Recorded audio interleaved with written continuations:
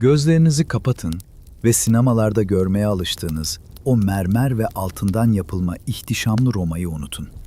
Milattan önce 87 yılındayız. Ebedi şehir, içeriden patlamaya hazır, huzursuz bir arı kovanını andırıyor. Havada korku ve isyan kokusu var. Cumhuriyet can çekişiyor. Yüzyıllardır devleti ayakta tutan o kadim kanunlar, yeni yetme komutanların ihtirasları altında ezilip ufalanıyor. Haklılığın mahkeme salonlarında değil, kanlı savaş meydanlarında kanıtlandığı, bir senatörün hayatının arenadaki bir gladyatörden daha değerli olmadığı karanlık zamanlar bunlar. İşte tam da bu kanlı kaosun, bu sivil buhranın orta yerinde, ileride Roma'nın putu haline gelecek, sonra da her şeyini kaybedecek bir adamın hikayesi başlıyor. Ama şimdilik o, sadece babasının tabutu başında bekleyen korkmuş bir delikanlı. Babasının adı Gnaeus Pompeius Strabo'ydu. Ve açık konuşmak gerekirse, çağının en tiksinti uyandıran adamlarından biriydi. Yetenekli bir komutan, sert bir yöneticiydi. Ama aynı zamanda hastalıklı derecede açgözlü ve ikiyüzlü bir adamdı. Strabo lakabı şaşı anlamına geliyordu. Ve Romalılar bu fiziksel kusurun onun ahlaki çarpıklığını kusursuzca yansıttığına dair acımasız şakalar yapardı. Savaşmayı çok iyi bilirdi. Ama ihanet etmeyi, rüzgarın yönü değiştiğinde en yüksek karı getirecek tarafa geçmeyi çok daha iyi bilirdi. Sabah cumhuriyeti kurtarıp, akşamına bunun bedeli olarak hazinenin yarısını talep edebilecek tıynette bir adamdı. Romalılar ondan nefret ediyordu. Hem de öyle sıradan bir sevgisizlik değil, kalabalıkların gücü elinde tutan ama onuru olmayanlara duyduğu o sağır edici, vahşi nefretle tiksiniyorlardı ondan. İşte bu kudretli ve bir o kadar da iğrenilen general öldüğünde, efsaneler göklerin onu askeri karargahta bir yıldırımla cezalandırdığını fısıldadı. Fakat tarihin soğuk gerçeği muhtemelen daha sıradandı. Onu, ordusunu kasıp kavuran veba kırıp geçirmişti. Asıl dehşetse onun son nefesini vermesiyle başladı. Strabo'nun ölümü, o güne dek sadece lejyonların korkusuyla dizginlenebilen öfkeli kalabalıklar için bir isyan çığlığı oldu. Cenaze merasimi bir anda yağmaya ve kanlı bir tiyatroya dönüştü. Sevgili dostlar, Roma sokaklarında kopan bu fırtınanın tam ortasına dalmadan önce sizden ufak bir ricam var. Lütfen şimdi kanala abone olun ve şu an bu tarihi serüveni dünyanın neresinden, hangi şartlar altında, saat tam olarak kaçta dinlediğinizi yorumlarda benimle paylaşın. Belki gece yarısı sessiz bir odada, belki uzun bir yolculukta direksiyon başındasınız. Sesimin size hangi diyarlarda, hangi anlarda yoldaşlık ettiğini bilmek, inanın benim için çok kıymetli ve heyecan verici bir sırrı paylaşmak gibi. Öfkeden gözü dönmüş Roma halkı cenaze tahterevanına saldırdı. Dünün muzaffer komutanının cesedini çamura fırlattılar. Yıllarca kanlarını emen bu ölü aslanı parçalamak istercesine sokaklarda sürüklediler. Bu sadece bir ölüye saygısızlık değil, tüm Pompeius soyuna kesilmiş bir idamdı.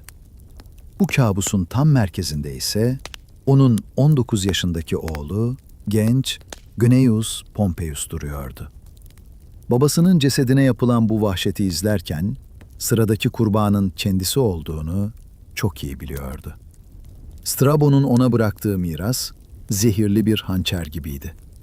Genç adam, vatanın minnettarlığı yerine, bütün Roma'nın bitmek bilmez nefretini, kör düğüm olmuş siyasi entrikaları ve en tehlikelisi, devletin kasasını boşaltmakla suçlandığı bir davayı miras almıştı.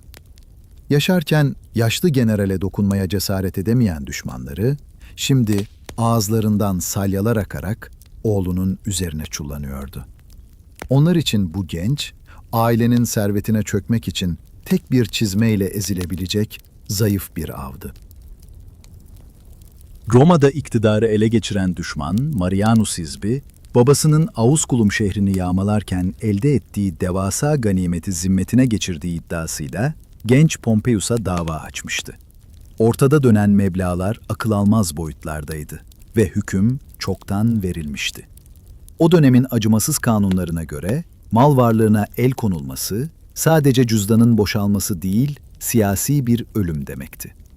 Roma'da parası ve nüfuzu olmayan bir adam, rüzgarda savrulan bir toz zerresinden farksızdı.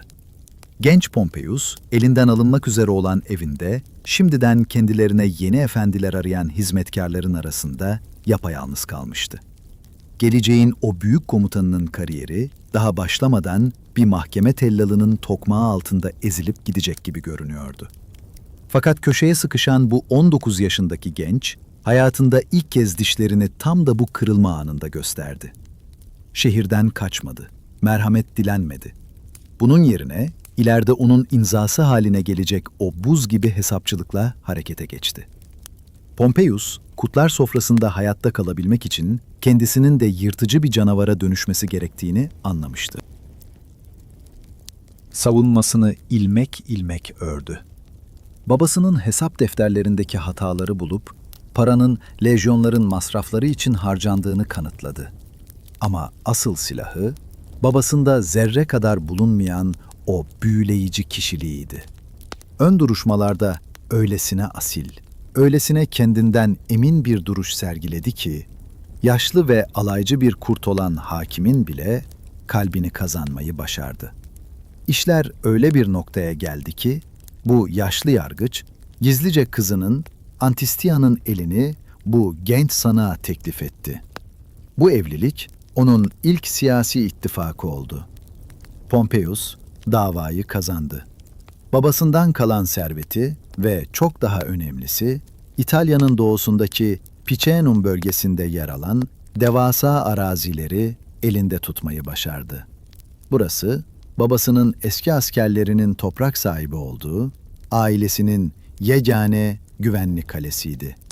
Roma ondan nefret edebilir, Senato onu aşağılayabilirdi.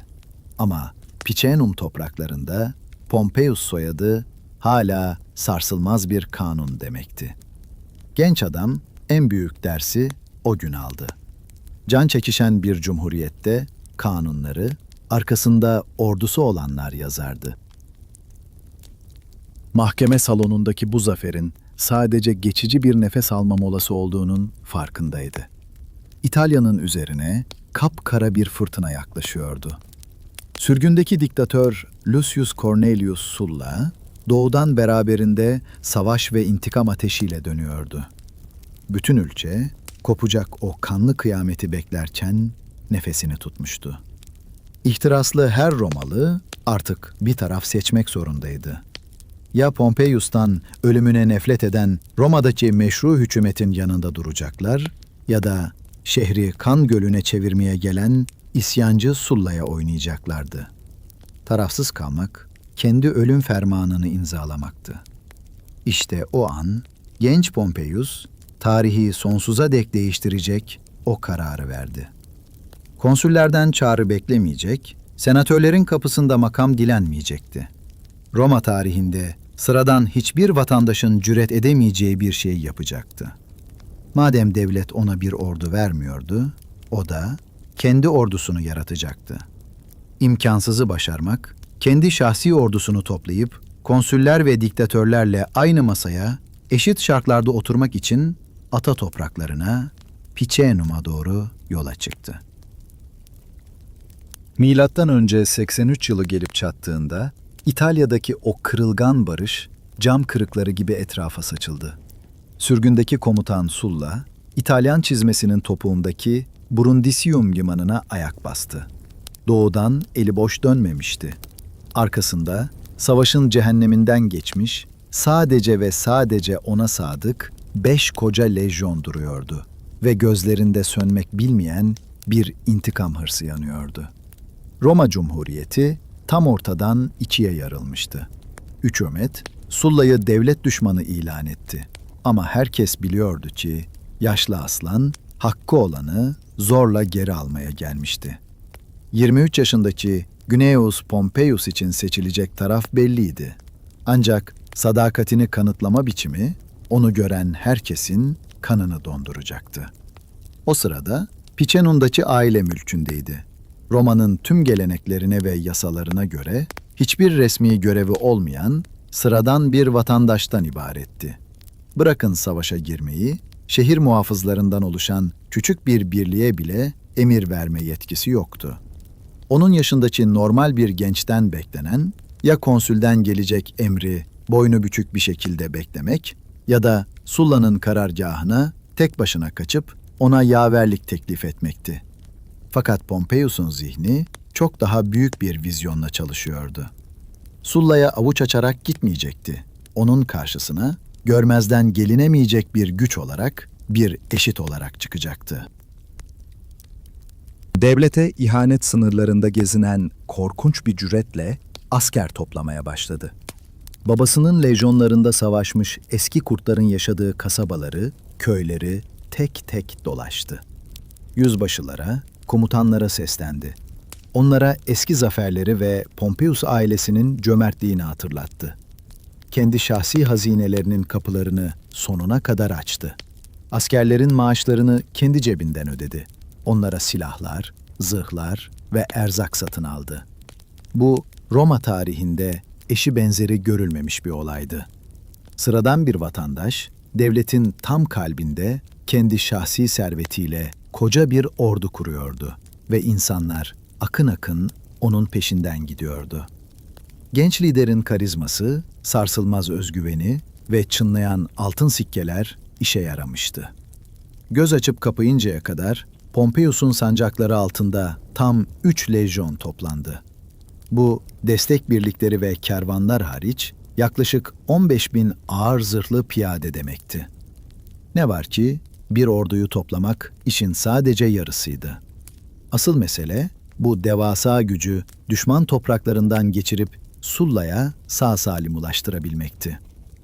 Roma'daki hükümet bu küstah isyanı duyar duymaz, deneyimli generallerin komutasındaki 3 ayrı orduyu bu hadsizin üzerine saldı. Planları basitti. Bu yeni yetmeyi kuşatıp bir ceviz gibi ezeceklerdi. Görünüşe göre Pompeius'un hiçbir şansı yoktu. Çok gençti. Böylesine büyük birlikleri yönetme tecrübesi yoktu ve dört bir yanı düşmanla çevriliydi. Ancak onun o efsanevi askeri dehası ilk kez burada, bu ölüm çemberinde parladı. Paniğe kapılmak veya körü körüne savunmaya çekilmek yerine, düşman birliklerinin arasına sızarak manevralar yapmaya başladı. Hızlı ve acımasızca saldırıyor, düşmanlarını birleşmelerine fırsat vermeden tek tek avlıyordu. Askerlerini çılgına çeviren bir cesaretle en ön saflarda ölümü hiçe sayarak süvari hücumlarına bizzat liderlik ediyordu. Konsül ordularını birbiri ardına darmadağın eden bu genç komutanın fısıltıları ondan çok daha hızlı yayılıyordu. Pompeius nihayet Sulla'nın karargahına yaklaştığında bu geliş sıradan bir yürüyüş değil, adeta muzaffer bir komutanın geçit töreniydi. O sadece bir destek birliği getirmemişti. Yere serdiği düşmanların ganimetleriyle süslenmiş, zafer sarhoşu, yenilmez bir savaş makinesi getirmişti.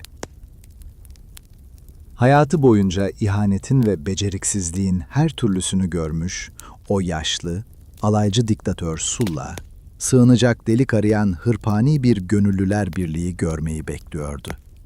Bunun yerine karşısında, güneşin altında parlayan zırhları ve kusursuz disiplinleriyle dizilmiş lejyonlar duruyordu. Bu, kendi değerini çok iyi bilen bir orduydu ve en önlerinde Yunan tanrılarının canlanmış bir heykeli gibi parlayan o genç adam at sürüyordu. Karşılaşmaları öylesine efsaneviydi ki Roma tarihinin tüm ders kitaplarına kazındı. O devrin katı kurallarına göre rütbece düşük olan kişi atından inmeli, üstünü tüm saygısıyla selamlayarak onun otoritesini kabul etmeliydi. Sulla, en yüksek askeri yetkilere sahip bir prokonsüldü. Pompeius ise kağıt üzerinde hala sivil bir vatandaştı. Fakat Pompeius karargaha yaklaştığında akıl almaz bir şey oldu. Sulla onu görür görmez oturduğu o heybetli fil dişi tahtından ayağa kalktı. Bu saygı göstergesi dünyadaki tüm süslü kelimelerden daha değerliydi. Diktatör sadece ayağa kalkmakla kalmadı. etraftaki herkesin duyabileceği gür bir sesle bu 23 yaşındaki genci tek bir kelimeyle selamladı. İmparator.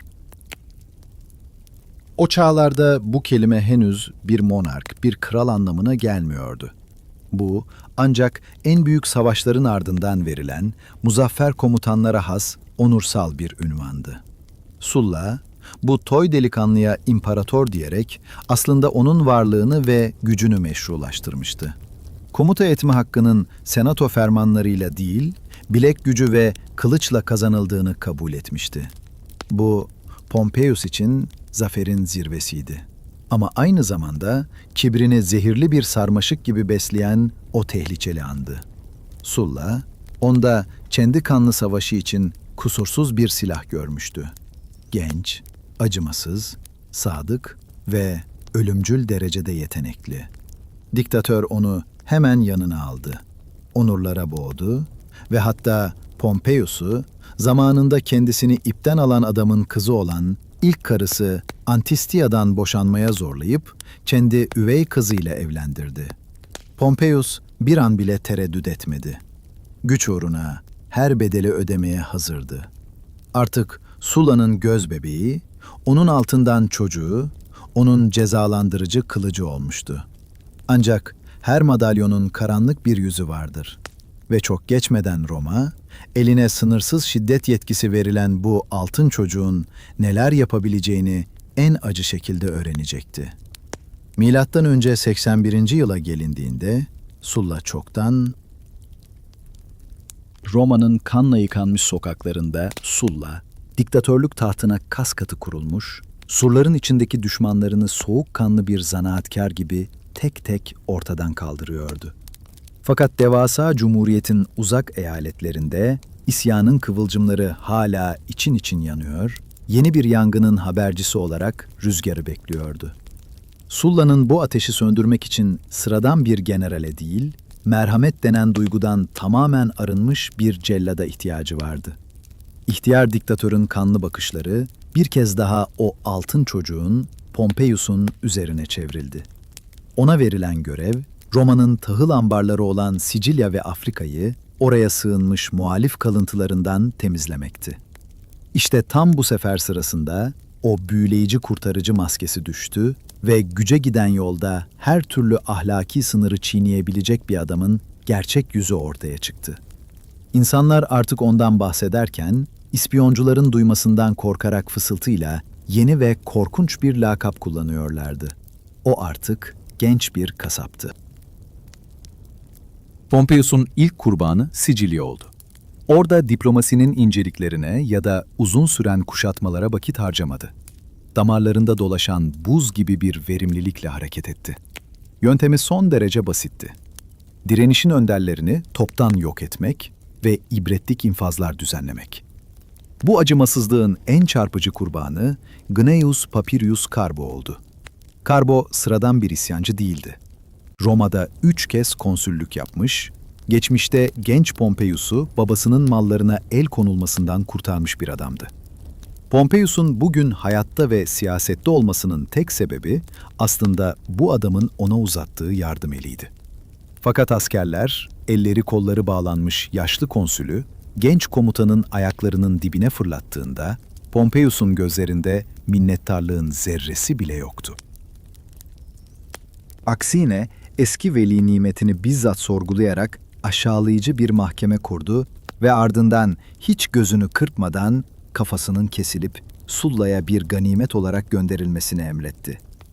Bu kan donduran nankörlük, şiddete şerbetli Romalıları bile dehşete düşürmüştü. Bir düşmanı savaşta öldürmek olağandı ama hayatını borçlu olduğun birini aşağılayarak katletmek alçaklığın en dibiydi. Sicilya'yı bir mezarlığa çeviren Pompeius, hiç vakit kaybetmeden Afrika'ya yelken açtı. Orada onu devasa bir düşman ordusu bekliyordu. Lakin genç komutanın askeri dehası artık önüne geçinemez bir fırtınaya dönüşmüştü. Yıllar sürebilecek bir seferi, akıllara durgunluk veren bir hızla sadece 40 gün içinde bitiriverdi. Bu, antik çağın gördüğü en kusursuz yıldırım harekatlarından biriydi. Pompeius, Düşmanlarını öylesine hızlı eziyor, şehirleri öylesine çabuk düşürüyor ve Numidya krallarına öylesine ani boyun eğdiriyordu ki, zafer haberlerini taşıyan haberciler bile onun hızına yetişemiyordu. Toz bulutları dağıldığında, koca bir eyaletin mutlak hakimi olarak ayakta duruyordu. Kolay zaferler ve dağlar gibi yığılan ganimetlerle sarhoş olmuş lejyonerleri, onu ikinci kez imparator ilan ettiler. Fakat Pompeius'un içindeki o dipsiz kuyu bununla doyacak gibi değildi. İhtirası, yüzündeki sakaldan bile daha hızlı uzuyordu. O, Sulla'nın bile gölgesinde kalacağı, dünyayı kör edecek bir şan istiyordu. Pompeius İtalya'ya döndüğünde, Sulla onu karşılamak için görkemli bir alayın başında bizzat yola çıktı. Kurt diktatör, bu gencin giderek fazla popüler ve tehlikeli bir hale geldiğinin farkındaydı ama büyük bir lütufkar rolü oynamayı seçti. Muzaffer genci selamlarken ona yüksek sesle büyük anlamına gelen Magnus unvanıyla hitap etti. Bu tüm antik çağ savaşçılarının ilahı olan İskender'e yapılan açık bir göndermeydi. Ancak bu sözler yaşlı ve alaycı Sulla'nın ağzından döküldüğünde havada garip bir ikiyüzlülük asılı kaldı. 25 yaşındaki bir delikanlıya büyük demek samimi bir takdir miydi, yoksa gencin o şişkin egosuna atılmış ince bir taş mıydı? Pompeius bu ironiyi ya anlamadı ya da anlamazlıktan geldi. Bu unvanı tanrıların bir lütfu gibi kabullenip resmi belgelerde kullanmaya, kendini krallar ve ilahlarla bir tutmaya başladı. Ancak kuru bir ünvan ona yetemezdi. Bir Romalı'nın rüyalarını süsleyen en yüce onuru bir zafer alayını talep etti. Bu, hukukun yüzüne doğrudan tükürmek demekti. Çünkü zafer alayları yalnızca konsül veya pretor gibi üst düzey devlet memurlarına, senato üyelerine verilirdi. Pompeius ise kağıt üzerinde devletin hiçbir kademesinde bulunmayan sıradan bir atlı sınıfı mensubuydu. Sulla'nın bizzat kendi elleriyle düşmanlarının kanıyla yazdığı yasalara göre bu istek tam bir saçmalıktı ve diktatör bu talebi sertçe reddetti. Tam da bu küstah sonradan görmenin kariyeri, diktatörün demir iradesine çarpıp paramparça olacak derken, Pompeius, etraftaki senatörlerin kanını donduran o meşhur cümleyi kurdu. Dünyanın en kudretli adamının gözlerinin içine baka baka, insanların batan güneşten ziyade doğan güneşe tapındıklarını hatırlatarak onu 2 kez düşünmeye davet etti. Bu üstü örtülü falan değil, gayet açık bir tehditti. Pompeius, Sulla'nın devrinin kapandığını, geleceğin artık kendisine ve kılıcına sadık lejyonlarına ait olduğunu haykırıyordu. Hayatında ilk defa böyle bir küstahlıkla karşılaşan ama güç dengelerini de kusursuz okuyan Sulla, beklenmedik bir şekilde geri adım attı. Elini havaya kaldırıp, "Bırakın zafer alayı yapsın, bırakın yapsın, bırakın yapsın" diyerek 3 kez mırıldandı. Bu an, küstahlığın kanuna, kaba kuvvetin asırlık geleneklere üstün geldiği andı. Ancak zafer alayının yapılacağı gün, Pompeius'un kibrini kusursuzca özetleyen bir komediye dönüştü. Kendinden öncekileri gölgede bırakmak isteyen genç komutan, Roma'ya adet olduğu üzere 4 atın çektiği bir arabayla değil, Afrika'dan getirdiği 4 devasa filin çektiği bir arabayla girmeye kalkıştı. Bu, onun yenilmez gücünün ve fethettiği egzotik diyarların sembolü olacaktı. Ancak bu büyük deha, küçücük bir detayı, Roma kapılarının genişliğini hesaba katmamıştı.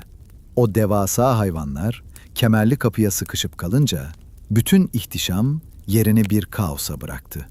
Tören durduruldu, filler arabadan söküldü ve burnundan soluyan muzaffer komutan, halkın kıkırdamaları eşliğinde sıradan atlara binmek zorunda kaldı. Bu komik an aslında onun tüm hayatının bir özeti gibiydi.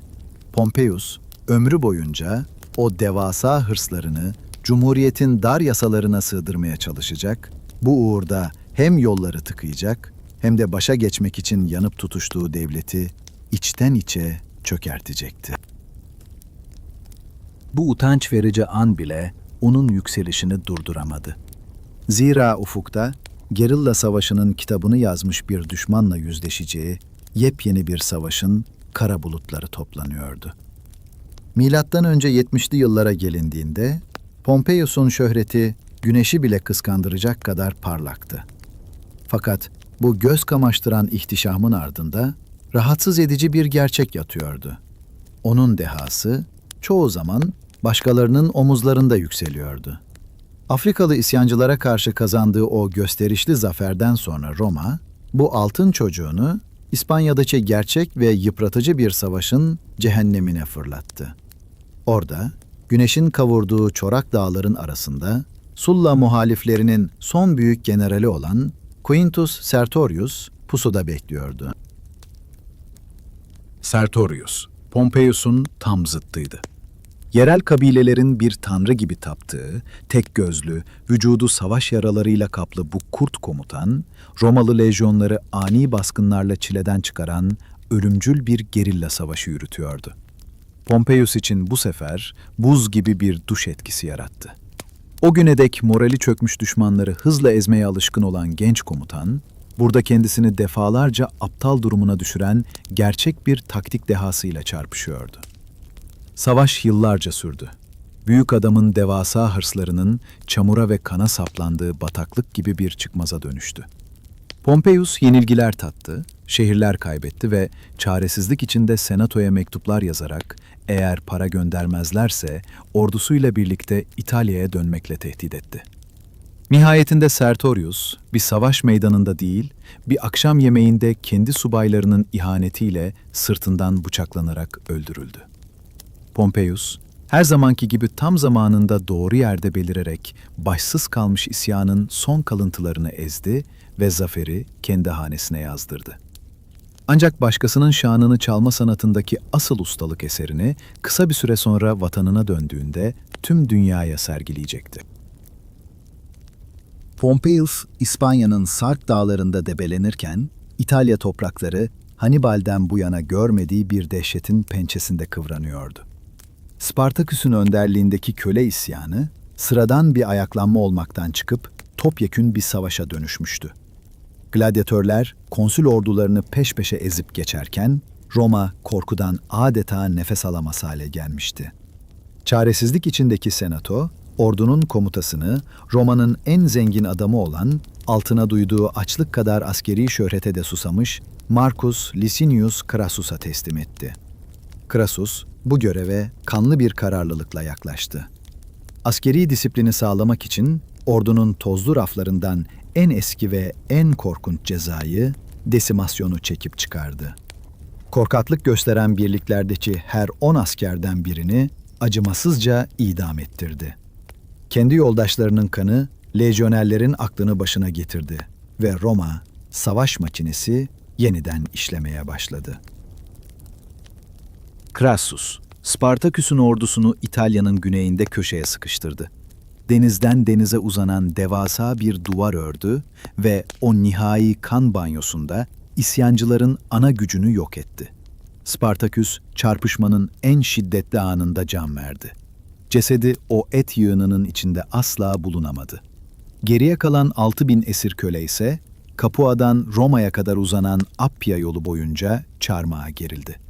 Millerce uzayan bu dehşet verici ölüm geçidi, savaşın bittiğinin ve zafer çelenklerinin haklı olarak Crassus'un boynuna asılacağının kanıtı gibiydi. İşte tam bu perde kapanırken sahneye Gnaeus Pompeius çıktı. İspanya'dan kendi yorgun lejyonlarıyla dönen Pompeius, yolda kuzeye doğru kaçmaya çalışan yaklaşık 5.000 kişilik dağılmış bir köle grubuna denk geldi. Pompeius'un kana susamış tecrübeli askerleri için bu zavallıları kılıçtan geçirmek bir sabah yürüyüşünden farksızdı. Tek damla ter dökmeden hepsini katlettiler. Ve işte o an Pompeius, siyasi tarihin en büyük yüzsüzlüklerinden birine imza atarak senatoya o meşhur mektubu gönderdi. Satırlarında aynen şöyle diyordu: Crassus, düşmanı açık meydanda yendi ama savaşın kökünü kazıyan benim. Sadece bu tek cümleyle Krasus'un aylar süren insanüstü çabasını, döktüğü kanı ve harcadığı serveti bir hiç uğruna harcamış, kendini yarım kalmış bir işi bitiren gerçek vatan kurtarıcısı ilan etmişti. Bu Krasus için hazmedilemez bir aşağılanmaydı. Roma'yı uçurumun kenarından çekip alan adam birdenbire ikinci plana itilmişti. Cumhuriyetin en güçlü iki adamının arasına zehirli bir nefret tohumu ekilmişti artık. Her ikisi de Roma kapılarına dayanmış, kendilerine ölümüne sadık devasa orduların başında bekliyordu. Ve şehir yeni bir iç savaşın korkusuyla titriyordu. Senatörler Pompeius'un ya da Crassus'un, hatta belki ikisinin birden Sulla'nın izinden gidip yeni diktatörler olacağından korkuyordu. Fakat bu iki yırtıcı kurt birbirlerinin gırtlağına yapışmak yerine avı paylaşmanın çok daha kazançlı olacağına karar verdiler. Dişlerini sıkarak zoraki bir ittifak kurdular ve milattan önce 70 yılı için ortaklaşa konsüllük talep ettiler. Bu, Roma'nın tüm asırlık kanunlarının ayaklar altına alınması demekti. Pompeius, bu makam için çok gençti ve çıkması gereken siyasi basamakların hiçbirinden geçmemişti. Ne var ki, şehir surlarının hemen dibinde bekleyen kılıçtan ormanlar, senatodaki tüm yasalardan çok daha ikna ediciydi. Böylece birbirlerinden ölesiye nefret eden ve forumda karşılaştıklarında birbirlerini parçalamamak için kendilerini zor tutan iki adamın ortak yönetimi başladı.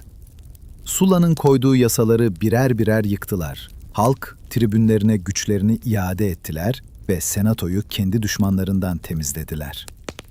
Pompeius yine zirvedeydi. İlkinden çok daha şatafatlı ikinci zafer alayını kutlamış, halkın taparcasına sunduğu sevgi seli içinde yüzüyordu. İnsanlar ona düzeni sağlayan bir kahraman, yenilmez bir koruyucu olarak bakıyordu. Ancak Pompeius'un içindeki o dinmek bilmez fırtına, büyük ünvanını ayakta tutabilmek için çok daha devasa düşmanlara ihtiyacı olduğunu fısıldıyordu. İçerideki rakipler ezilmişti. Şimdi gözlerini ebedi şehri bile açlıktan diz çöktürebilecek bir tehditle kaynayan engin sulara dikti. Hedefinde korsanlar vardı. Bu yeni düşman, onu kralların bile rüyalarında göremeyeceği bir mutlak güce taşıyacak en mükemmel sıçrama tahtası olacaktı. Milattan önce 67 yılına gelindiğinde, karada dünyanın yarısına diz çöktüren o mağrur Roma Cumhuriyeti, açık bir savaş meydanında karşısına çıkmayan bir düşman karşısında acınası bir çaresizlik içindeydi. Romalıların kibirle bizim deniz adını verdikleri Akdeniz artık onlara ait değildi. Sular tamamen korsanların hükmü altındaydı. Bunlar sağda solda gemi soyan, derme çatma haydut çeteleri değil, kusursuz örgütlenmiş, acımasız ve denizin her zerresine sızmış devasa bir deniz imparatorluğuydu. Günümüz Türkiye'sinin güneyinde Kilikya kıyılarındaki sığınakları aşılamaz kalelere dönüşmüştü ve filoları binlerce süratli gemiden oluşuyordu. Korsanlar öylesine cüretkar bir hale gelmişlerdi ki doğrudan İtalya kıyılarına saldırıyor, soylu Romalı kadınları kendi villalarından kaçırıyor, tapınakları yağmalıyor ve en korkuncu, Cumhuriyet'in şah damarı olan ticaret yollarını kesiyorlardı. Kendi kendini doyurmaktan aciz, tamamen Afrika ve Sicilya'dan gelecek tahıla bağımlı milyonluk Roma şehri, görünmez bir ablukanın içinde boğuluyordu. Ekmek fiyatları gökyüzüne fırlamış ve ebedi şehrin sokaklarında açlığın o soğuk, ölümcül hayaleti dolaşmaya başlamıştı. Gerçek ve ölümcül bir açlığın pençesinde kıvranan Roma sokaklarında, Senato'nun bitmek bilmeyen tartışmalarına tahammül kalmamıştı. Midesi guruldayan, çaresizlikten gözü dönmüş kalabalıklar, kendilerine bir kurtarıcı ararken, bakışlar bir kez daha Pompeius'a çevrildi. O günlerde kendi malikanesinde mütevazı bir hayat sürüyor, devlet işlerinden elini eteğini çekmiş gibi görünüyordu. Ne var ki, kapalı kapılar ardında ajanları, halkın öfkesini ustalıkla körüklüyordu. Beklenen an geldiğinde, Pompeius'un sadık adamı halk tribünü Aulus Gabinius, eski Roma aristokrasisinin kanını donduran o tasarıyı sundu. Bu yasa, korsanlık belasını kökünden kazımak için tek bir adama Cumhuriyet'in temellerini sarsacak olağanüstü yetkiler verilmesini öngörüyordu. Tasarıya göre Pompeius, sadece tüm Akdeniz'in mutlak hakimi olmakla kalmayacak, aynı zamanda kıyılardan içerilere doğru 70 kilometrelik bir şeritte de söz sahibi olacaktı. Bu, tarihte eşi benzeri görülmemiş bir güçtü ve bu süper amiralin otoritesini eyaletlerdeki tüm valilerin üzerine çıkarıyordu. Pazarı ona devlet hazinesinden dilediği kadar altın alma, istediği sayıda asker ve gemi toplama hakkı veriyordu. Senato, kelimenin tam anlamıyla dehşet içindeydi.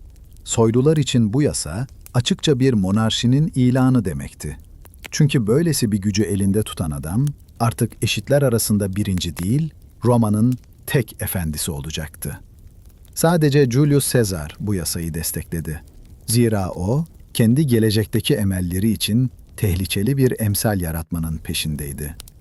Geriye kalan senatörler ise saygın Quintus Catulus'un önderliğinde özgürlüğün ölüm feryatlarını atıyorlardı. Catulus, halkın karşısına çıkıp o meşhur soruyu sordu. Pompeius'un başına bir iş gelirse kurtuluşu kimde arayacaklarını haykırdı. Fakat açlıktan gözü dönmüş kalabalığın mantığın sesini duyacak hali yoktu. İnsanlar kürsüye doğru, çocukları açlıktan ağlarken anayasa ve özgürlük masallarının karın doyurmadığını haykırıyorlardı. Halkın öfkesi öylesine korkunç bir boyuta ulaştı ki, yasayı veto etmeye kalkan bir konsül, forumun ortasında az kalsın linç ediliyordu. Bu nefret okyanusu karşısında dehşete düşen senatörler, çareyi evlerine kaçmakta buldular. Ve yasa, halkın kulakları sağır eden tezahüratları altında kabul edildi. Pompeius, o güne dek hiçbir Romalı'nın hayal dahi edemediği bir güce, sınırları ve süresi olmayan o yüce yetkiye kavuştu. Emrine 500 savaş gemisi, 120 bin piyade ve 5.000 süvari verildi. Hazinenin kapıları sonuna kadar açıldı. Bu, Roma Cumhuriyeti için bir dönüm noktasıydı. Dışarıdaki düşmandan kurtulmak için kendi kaderinin anahtarlarını kendi elleriyle tek bir adama teslim etmişti. Tanrısal yetkilerle donatılan Pompeius, bütün dünyanın gözlerinin üzerinde olduğunu ve tek bir hata lüksünün bulunmadığını bilerek derhal işe koyuldu. Ancak o, korsan gemilerinin peşinden şuursuzca yelken açmak yerine, bir haritanın üzerine eğilmiş usta bir satranç oyuncusu gibi, çağdaşlarını dehşete düşürecek devasa bir lojistik plan hazırladı. Pompeius, uçsuz bucaksız sularda korsan kovalamanın rüzgarı, avlamaya çalışmaktan farksız olduğunun farkındaydı. O bir bölgeyi temizlerken, haydutların kolayca başka bir sığınağa kaçacağını biliyordu. Bu yüzden bugün kusursuz bir küresel kuşatma olarak adlandırabileceğimiz o eşsiz stratejiyi devreye soktu. Planı bireysel kahramanlıklar üzerine değil, devasa bir savaş makinesinin matematiksel bir kesinlikle işlemesi üzerine kuruluydu. Akdeniz'i ve Karadeniz'i tam 13 ayrı savaş bölgesine böldü. Her bölgeye emrinde bir donanma bulunan ve kesin emirler almış bir komutan atadı. Bu komutanlara düşmanı kendi bölgelerinin dışına kadar kovalamamaları, aksine onları köşeye sıkıştırmaları veya diğer Roma donanmalarının kucağına itmeleri emredildi. Bu, tüm denizlerin üzerine aynı anda atılmış devasa bir ağdı. Pompeius, kaotik deniz savaşlarını eşi görülmemiş, metodik bir av operasyonuna dönüştürmüştü. Kendisi ise 60 en iyi gemiden oluşan seçkin bir vurucu gücün komutasını alarak, direnişin en çetin olacağı noktalara şimşek gibi inmek üzere denizlere açıldı. Bu hamlenin yarattığı psikolojik sarsıntı anında hissedildi. Pompeius'un hazırlıkları limanlarda fısıldanmaya başlandığı an, henüz tek bir yelken bile açılmadan Roma'daki buğday fiyatları dibe vurdu. Sadece onun adı ve elindeki gücün boyutu bile piyasalara güven aşılamaya yetmişti. Yıllardır Romalı amirallerle alay eden korsanlar artık oyunun bittiğini iliklerine kadar hissettiler. Karşılarında hiçbir koyda, hiçbir adada saklanamayacakları, durdurulamaz bir güç yükseliyordu. Asırlık Roma savaş makinesi, denizleri temizlemek ve Cumhuriyet'in nefes borularını açmak için acımasız dişlilerini döndürmeye başlamıştı. Karamsarlar, bu savaşın yıllar süreceğini, Roma'nın kanının denizde tükeneceğini fısıldarken, Pompeius, antik çağın tüm savaş kurallarını yerle bir etti. Milattan önce 67 yılının baharında başlayan bu operasyon, bir savaştan çok, korkutucu bir hızla işleyen devasa bir kıyıma benziyordu.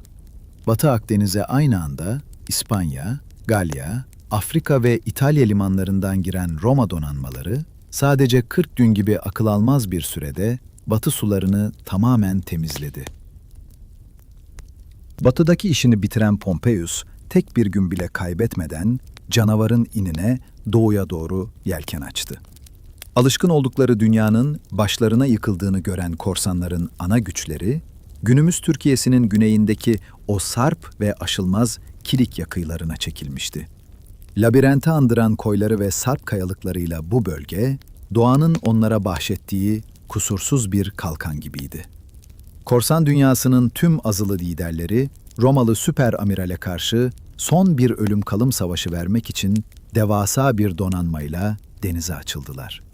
Kendi sularında savaşı kazanacaklarını umuyorlardı. Fakat Pompeius, yanına sadece savaş gemileri değil, ağır kuşatma makineleri ve en seçkin lejyonerlerini de almıştı. Çarpışma kısa ve acımasız oldu. Roma'nın sarsılmaz disiplini ve ağır abordaj köprüleri, korsanların hafif ve kıvrak gemilerini sulara gömdü. Hayatta kalabilen bir avuç haydut, kaçınılmaz ölümü beklemek üzere Sarp Dağ kalelerine sığındı. İşte tam bu noktada zafer avuçlarının içindeyken Pompeius, onun askeri dehasından çok devlet adamlığını kanıtlayan o tarihi kararı verdi. O dönemin Roma adeti, düşmanı kötünden kazımak ve yolları çarmıha gerilmiş cesetlerle süslemekti. Tıpkı Crassus'un isyancı kölelere yaptığı gibi. Herkes, Kilikya kıyılarının çarmıha gerilmiş korsanlardan oluşan bir kan ormanına dönüşmesini bekliyordu. Fakat Pompeius, korsanlığın aslında yoksulluğun ve çaresizliğin gayrimeşru çocuğu olduğunu görebilecek kadar bilgeydi. Bu adamların çoğu doğuştan katil değildi. Bitmek bilmeyen savaşlar yurtlarını yakmış, onları denizin acımasız kucağına itmişti. Hepsini kılıçtan geçirmek, sadece yarın o gemilere binecek yeni çaresizlere yer açmak demekti. Bu yüzden onlara reddedemeyecekleri bir teklif sundu. Silahlarını bırakanların canı bağışlanacak, çöle pazarlarında satılmayacak ve denizden çok uzaklarda verimli topraklara yerleştirileceklerdi. Bu dahiyane hamle karşısında korsanlar akın akın teslim oldu. Dünün kana susamış deniz kurtları, Yunanistan ve Kilikya'nın iç kesimlerinde saban tutan çiftçilere dönüştü. Hatta içlerinden bir şehir, kurtarıcısının onuruna Pompeiopolis adını aldı. Senato'nun 3 yıl süreceğini tahmin ettiği bu devasa harekat, tam 90 gün içinde kusursuz bir zaferle sonuçlanmıştı. Pompeius artık sadece bir kahraman değil, göklerden inmiş bir kurtarıcıydı. Ancak o, doğunun o sıcak rüzgarların arkasına almış, devasa bir ordunun ve yenilmez bir donanmanın başında beklerken, sıradan bir vatandaş olarak Roma'nın dar sokaklarına dönmeye hiç niyetli değildi. Bakışlarını hemen dağların ardındaki o akıl almaz zenginliklere, Asya topraklarına dikti. Orada Roma'nın o yaşlı ve zehirli düşmanı, Pontus kralı 6. Mitridates yeniden baş kaldırıyordu. Mitridates, zehirlenmemek için her gün küçük dozlarda zehir içerek bağışıklık kazanan, her yenilgiden sonra küllerinden yeniden doğan eski dünyanın son büyük hükümdarıydı. Milattan önce 66 yılında geçirilen yeni bir yasayla Pompeius, tüm Doğu lejyonlarının mutlak hakimi ilan edildi. Bu karar, yıllardır Mitridates'i dağ tepe kovalayan, onu köşeye sıkıştıran ama askerlerine yağma izni vermediği için kendi ordusu tarafından nefret edilen aristokrat komutan Lucullus için büyük bir yıkımdı. İki büyük komutanın Galatya'daki karşılaşması, Roma tarihinin en zehirli anlarından birine sahne oldu. Lucullus, Pompeius'u başkalarının öldürdüğü avın üzerine konan leşçi bir kuşa benzeterek onu hırsızlıkla suçladı. Pompeius ise alaycı bir gülümsemeyle ona şatafata düşkünlüğünden dolayı Togalı Serhas lakabını taktı. Bu zehir zemberek söz düellosunun ardından Lucullus, bahçesinde kiraz yetiştirmek üzere Roma'ya dönerken, Pompeius, doğunun kaderini sonsuza dek değiştirmek için lejyonlarını Mitridates'in üzerine sürdü. İki dünyanın o nihai ve kanlı hesaplaşması artık başlamak üzereydi. Nihai hesaplaşma, Lik Nehri kıyısında zifiri bir gecede koptu. Pompeius, devasa ordusuyla Pontus kralını ölümcül bir kapana kıstırmıştı. Savaş, gökteki solgun ayın şahitliğinde başlarken, doğa ana ya da lejyonerlerin inancıyla tanrılar Roma'nın safındaydı. Romalıların sırtından vuran ay ışığı, askerlerin gölgelerini savaş meydanının derinliklerine doğru metrelerce uzatıyordu. Mitridates'in okçuları, karanlıkta üzerlerine gelen bu devasa karaltılara aldandılar. Oklarını gerçek hedefler yerine boşluğa, gölgelerin kalbine yağdırdılar. Onlar karanlıkla dövüşürken, Romalıların fırlattığı ağır mızraklar, etten ve kemikten hedeflerini acımasız bir isabetle buluyordu. Pontus ordusu o gece paramparça oldu. Bir zamanların kudretli kralı Mitridates, herkes tarafından terk edilmiş halde, yanına aldığı bir avuç atlı ve erkek kılığına girmiş sadık bir cariyesiyle savaş meydanından zar zor kaçabildi. Yönünü kuzeye çevirdi. Sarp Kafkas dağlarını aşarak Kırım'daki son sığınağına çekildi. İskitlerden yeni bir ordu kurmayı hayal ediyordu.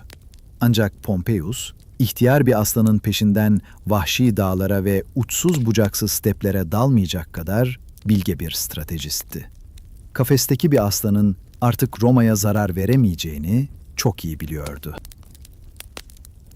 Bir hayaletin peşinde koşmak yerine Pompeius en iyi bildiği işe dünyanın haritasını baştan çizmeye koyuldu. Güneye doğru başlattığı bu yürüyüş adeta yeni bir İskender'in zafer geçidiydi. Ermenistan topraklarına girdiğinde bir zamanlar Asya'nın en kudretli hükümdarı olan Büyük Tigran bizzat Pompeius'un çadırına kadar geldi. Başındaki kraliyet tacını çıkarıp bu Romalı komutanın ayaklarının dibine bıraktı. Mutlak gücün o baş döndürücü hazzını iliklerine kadar hisseden Pompeius, diz çökmüş kralı ayağa kaldırdı ve tacını ona geri verdi. Ancak topraklarının büyük bir kısmına el koyup, sırtına devasa bir savaş tazminatı yüklemeyi de ihmal etmedi.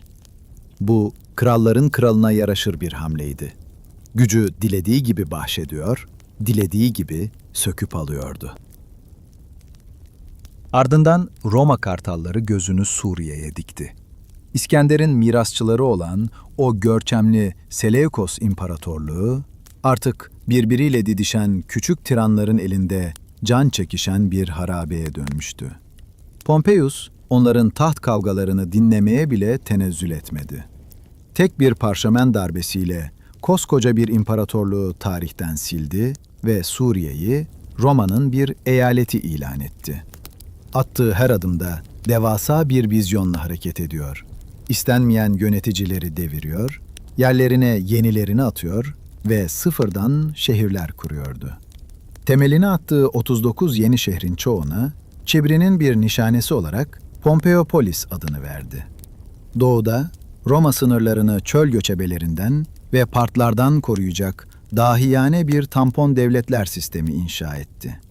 Artık tüm o doğulu krallar, tahtlarını bizzat Pompeius'a borçlu birer Roma tebaasıydı. Milattan önce 63 yılında şöhretinin mutlak zirvesindeyken Kırım'dan gelen bir haber bütün bir çağın kapandığını müjdeliyordu. 6. Mitridates ölmüştü. Üstelik bu ihtiyar kurdu deviren Roma kılıçları değil, kendi öz oğlu Farnakes'in başlattığı isyan olmuştu. Pantikapeum sarayında köşeye sıkışan o gururlu kral, son çare olarak zehir içip ölmeyi denemişti. Fakat yıllardır zehirlere karşı şerbetlenmiş bedeni, ölümü reddetti. Çaresiz kalan kral, son emrini sadık korumasına verdi ve kendini kılıçla deşmesini emretti. 40 yıl boyunca Roma'nın kabusu olan bu korkunç düşmanın bala bulanarak mumyalanmış cesedi Pompeius'a gönderildi. Yıllarca Cumhuriyet'in uykularını kaçıran bu adamın cansız bedenine bakan Romalı komutan hiçbir taşkınlık yapmadı. Düşmanını aşağılamadı. Aksine Mitridates'in atalarının anıt mezarına bir krala yaraşır törenlerle defnedilmesini emretti. Doğu seferinin bilançosu kelimenin tam anlamıyla akıl almazdı. Pompeius, Roma hazinesinin gelirlerini neredeyse ikiye katlamıştı. Ganimetler ve yeni vergilerle devlete tam 480 milyon sestertius kazandırdı. İmparatorluğun sınırlarını Fırat Nehri'ne ve Kafkaslara kadar genişletti. Roma daha önce hiç bu kadar zengin, hiç bu kadar kudretli olmamıştı. Ve tarihte hiçbir adam böylesine devasa bir gücü tek başına elinde tutmamıştı. Pompeius artık kendini bir yarı tanrı gibi hissediyordu. Milyonların, koca ulusların ve köklü hanedanların kaderi onun iki dudağının arasındaydı. Kendisini durdurabilecek ya da cezalandırabilecek hiçbir dünyevi veya ilahi gücün kalmadığına inanıyordu. İşte bu mutlak gücün sarhoşluğuyla bakışlarını güneydeki o küçük, gizemli topraklara, Yahudiye krallığına çevirdi. Orada taht için birbirini yiyen iki prens kardeş, Romalı bir hakemi ülkelerine davet ederken, halklarının başına nasıl bir felaket açacaklarını ve Pompeius'u o karanlık uçuruma nasıl çekeceklerini bilmiyorlardı. Milattan önce 63 yılında Pompeius, tıpkı usta bir terzinin kumaşı biçmesi gibi Doğu'nun haritasını yeniden şekillendirirken, Yahudiye'deki bu taht kavgası ilgisini çekti. Hasmonean hanedanından Hyrcanus ve Aristobulus adlı iki kardeş, iç savaşta ülkelerini kan gölüne çevirmişlerdi. Her ikisi de Pompeius'tan medet umarak ölümcül bir hataya düştüler. Onlar, Pompeius'u adil bir kurtarıcı sanırken, Romalı komutan Yahudiye'ye Mısır yolundaki stratejik bir satranç taşı olarak bakıyordu. Gelen elçileri dinledi, yarım ton ağırlığındaki altından üzüm salkımı da dahil olmak üzere sunulan o muazzam hediyeleri kabul etti ve tercihini daha zayıf, daha kolay yönetilebilir olan Hyrcanus'tan yana kullandı.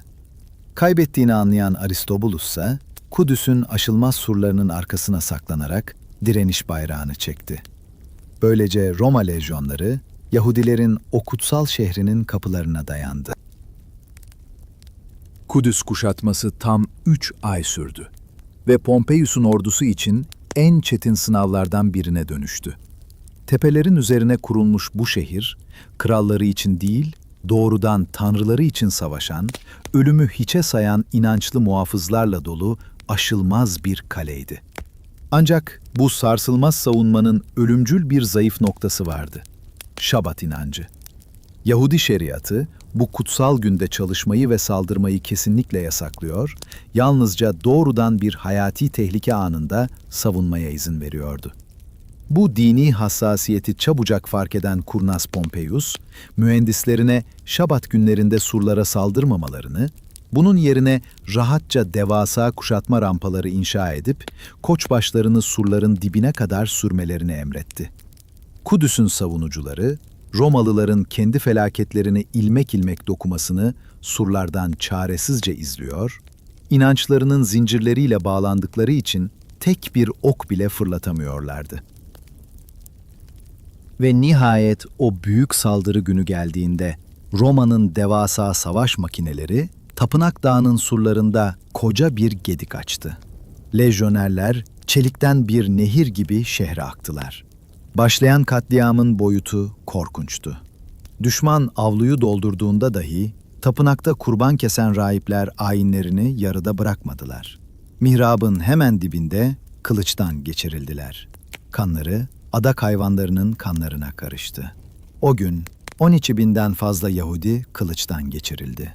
Fakat asıl dehşet, binlerce insanın ölümünden çok daha sarsıcı bir olayla kuşatmanın hemen ardından yaşanacaktı.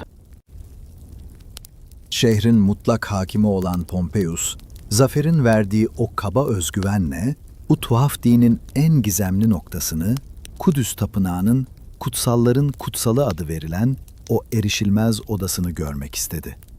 Yahudi inancına göre burası bizzat Tanrı'nın varlığının bulunduğu yerdi. Oraya yalnızca başrahip, o da yılda sadece bir kez kefaret gününde girebilirdi. Bunun dışındaki herhangi bir ölümlü için o kapıdan geçmek mutlak bir son demekti. Fakat Pompeius, o gururlu ve pragmatik Romalı, başkalarının tanrılarına inanmıyor ve kendini yerel halkların tüm inançlarından üstün görüyordu. Rahiplerin gözyaşları içindeki yalvarışlarına aldırmadan subaylarıyla birlikte tapınağın merdivenlerini tırmandı. Kutsal alanı geçti ve Yahudiliğin o en büyük sırrını saklayan ağır, sırmalı perdeyi kendi elleriyle çekip kopardı. Peki orada ne görmeyi bekliyordu? Cahil Yunanların anlattığı gibi eşek başlı altından bir put mu? İnsan gözünden saklanmış dağlar kadar hazine mi? Yoksa kadim ve büyüleyici bir nesne mi? Perde yere düştüğünde Pompeius hayretler içinde dona kaldı. Oda boştu. Tamamen mutlak bir hiçlik. Ne bir put, ne bir heykel, ne de bir tasvir vardı. Yalnızca karanlık ve derin bir boşluk. Tanrıların bir yüze ve şekle sahip olmasına alışkın bir Romalı için bu akıl almaz bir durumdu. Hiçliğe, görünmez olana tapınmak onun zihnine sığmıyordu. Pompeius, büyük bir şaşkınlık içinde ama sapasağlam bir şekilde o kutsal odadan dışarı çıktı. Tapınağı yağmalamadı. İçeride yatan 2000 talent ağırlığındaki altına dokunmadı. Ve ertesi gün ayinlerin devam edebilmesi için tapınağın temizlenmesini emretti. Ancak Yahudiler için yapılan bu hareket affedilemez bir saygısızlıktı. Tanrı'nın seçtikleri dışında kimsenin basamayacağı o zemini putperest bir ayak kirletmişti. O an göklerden bir yıldırım inip Pompeius'u küle çevirmedi belki ama hem Romalı hem de Yahudi tarihçiler o günden sonra çok garip bir değişime dikkat çektiler. 30 yıl boyunca Pompeius'a sadakatle hizmet eden o efsanevi talih, tam da o perdenin düştüğü an ondan yüz çevirmeye başladı. O güne dek attığı her adım zafere dönüşen bu yenilmez adamın hayatı, tapınaktan çıktığı andan itibaren yavaş ama acımasız bir şekilde yokuş aşağı yuvarlanmaya başlayacaktı. Sanki görünmez bir sınırı aşmış, kozmik bir dengeyi bozmuş ve onu ölene dek yiyip bitirecek bir laneti kendi elleriyle üzerine çekmişti. Pompeius, Yahudiye'yi Suriye eyaletine bağlayıp Kudüs'ten muzaffer bir komutan olarak ayrıldı. Ancak yanında sadece esirler ve altınlar değil, gelecekte Roma'ya karşı defalarca patlayacak olan kanlı isyanların tohumlarını da götürüyordu. İtalya'ya dünyanın en büyük adamı olarak dönüyordu. Fakat Roma'da onu sadece coşkulu halk kitleleri değil, aynı zamanda kahramanlarını defne yapraklarıyla değil, politik bir ablukayla karşılamaya hazırlanan, bıçaklarını çoktan bilemiş, haset dolu bir senato bekliyordu. Pompeius en zorlu savaşları geride bıraktığını sanıyordu. Oysa barış içindeki bir şehirde iktidar için verilecek o asıl ve en sinsi savaş yeni başlıyordu. Üstelik bu kez entrika düğümlerini bir kılıç darbesiyle çözecek sadık lejyonları yanında olmayacaktı. Milattan önce 62 yılında Doğu'nun altınlarıyla yüklü gemisi dalgaları yararken Pompeius güvertede durmuş, o görkemli karşılama törenini hayal ediyordu. Bütün Roma nefesini tutmuştu. Senatörler, Pompeius'un tıpkı Sulla gibi ordusuyla karaya çıkıp kendini diktatör ilan edeceğinden korkarak titriyorlardı. Çünkü bunu yapacak gücü, ona taparcasına bağlı lejyonları ve sınırsız kaynakları vardı. Fakat Brundizium limanında kimsenin beklemediği bir şey oldu. Pompeius ordusunu terhis etti. Askerlerine sadece zafer yürüyüşü için geri dönmelerini söyleyerek onları evlerine yolladı. Gemiden korumasız, silahsız, sıradan bir vatandaş gibi indi.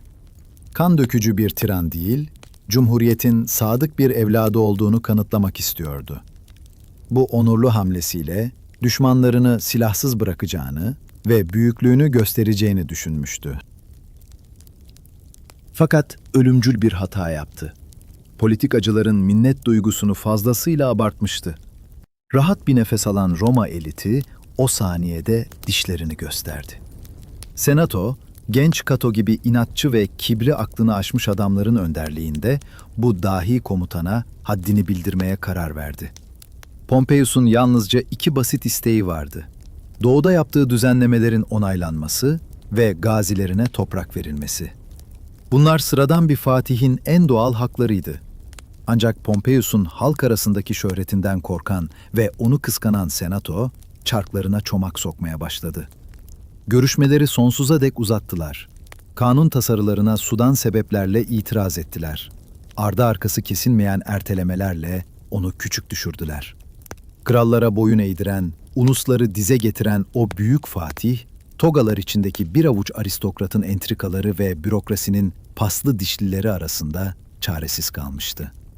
Kendi askerlerine verdiği sözü bile tutamayan ezik bir adam olarak forumda dolanıp duruyor, yıllarca biriktirdiği siyasi sermayesi gözlerinin önünde eriyip gidiyordu.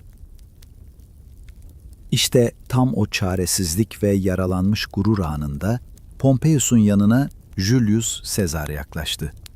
Caesar o günlerde halkın sevgisini kazanmış ama cebinde parası ve yeterli siyasi nüfuzu olmayan, yıldızı yeni parlayan yetenekli bir adamdı. Bu tehlikeli denklemin 3. ayağı ise zamanında Spartaküs'ü yenen ancak zaferi Pompeius tarafından çalınan o meşhur zengin Marcus Crassus'tu. Crassus ve Pompeius birbirlerinden ölesiye nefret ediyorlardı. Fakat Caesar, şeytani bir diplomasi ustalığı sergileyerek bu 2 can düşmanını bir araya getirmeyi başardı. Onlara iktidarın o basit matematiğini anlattı. Eğer tek başlarına savaşırlarsa, Senato onları teker teker çiğ çiğ yiyecekti. Fakat güçlerini Pompeius'un efsanevi şöhretini, Crassus'un dipsiz servetini ve Sezar'ın halk arasındaki sarsılmaz popülaritesini birleştirirlerse, Roma'da karşılarında durabilecek hiçbir kuvvet kalmayacaktı. Böylece M.Ö. 60 yılında 1. Triumvirlik, yani o üçlü gizli ittifak doğdu. Ya da bir tarihçinin o meşhur deyişiyle Cumhuriyeti yutup yok edecek olan o 3 başlı canavar gözlerini açtı. Bu, şeytanla yapılmış karanlık bir pazarlıktı ama köşeye sıkışmış Pompeius için gökten inmiş bir kurtuluş halatı gibi görünüyordu. Şartlar basitti. Pompeius ve Crassus, Sezar'ın konsül seçilmesini destekleyecek ve Roma'nın kaderi artık bu 3 adamın dudakları arasına mühürlenecekti. İktidarın o zehirli şarabından ilk yudumu alan Sezar, artık durdurulamaz bir güce dönüşmüştü. Milattan önce 59. yılda konsüllük koltuğuna oturduğunda, Roma'nın köhnemiş kapılarına inen bir koçbaşı gibi hareket ediyordu. Ne diğer konsülün cılız itirazları, ne de senatonun o kibirli çığlıkları umurundaydı. Pompeius'un gazilerine vaat edilen toprakları ve doğudaki icraatlarını kaba kuvvetle, adeta senatonun boğazından aşağı iterek onaylattı. Diğer konsül Bibulus, bu gidişata dur demek için meydana indiğinde, Pompeius'un öfkeli gazileri tarafından başından aşağı bir sepet dışkı dökülerek forumdan kovuldu. Bu utanç verici an, Roma'da hukukun son nefesini verdiği ve kılıçların gölgesindeki kaba kuvvetin tahta çıktığı andı. Bu karanlık siyasi ittifakı kan bağıyla mühürlemek için Pompeius, Sezar'ın kızı Julia ile evlendi. Damat 47, gelin ise henüz 20'li yaşlarının başındaydı. Roma sokakları bu evliliği bir ordunun bedeli olarak satılan bir kızın trajedisi olarak fısıldıyordu. Fakat dedikoducuların heveslerini kursaklarında bırakan bir mucize gerçekleşti. Bu soğuk siyasi pazar, tarihin en derin ve tutkulu aşk hikayelerinden birine dönüştü. Hayatını savaş meydanlarında, çadırların soğuk rüzgarlarında geçirmiş o sert komutan, genç karısının gözlerinde adeta erimişti. Pompeius, artık zafer taklarının altından geçmek yerine, Günlerini villalarında, ailesinin sıcaklığında geçiriyordu. Julia sadece bir rehine değil, bu üçlü ittifakın atan kalbi olmuştu. Kocasının o sert mizacını yumuşatıyor, babasıyla eşi arasındaki o tehlikeli uçurumların üzerine sevgiyle köprüler kuruyordu. Ancak Pompeius, aşkın ve huzurun o rehavet verici şarabıyla sarhoş olmuşken, kendi sonunu getirecek canavarı bizzat elleriyle beslediğini fark edemedi. Sezar'a sadece konsüllük makamını vermekle kalmamış, ona Galya'da 5 yıllık bir valilik ve kendi lejyonlarını kurma yetkisi bahşetmişti. Pompeius aslında Sezar'a sadece bir ordu değil, efsaneleşeceği bir sahne ve Roma'yı fethedeceği bir sıçrama tahtası hediye etmişti. Kibrinin kurbanı olan Pompeius, Sezar'ın sonsuza dek kendi gölgesinde sadık bir alt kademe yöneticisi olarak kalacağını sanıyordu. O, Roma'nın mermer salonlarında geçmiş zaferlerinin mirasını tüketip rehavete sürüklenirken, Sezar, Galya'nın kanlı ormanlarında sadece kendisine sadık, ölümcül bir savaş makinesi dövüyordu. Üç kudretli adamın çıkarlarını korumak için kurulan o meşhur triumvirlik, artık yavaş yavaş tek bir adamın ihtirasına doğru eğilmeye başlamıştı.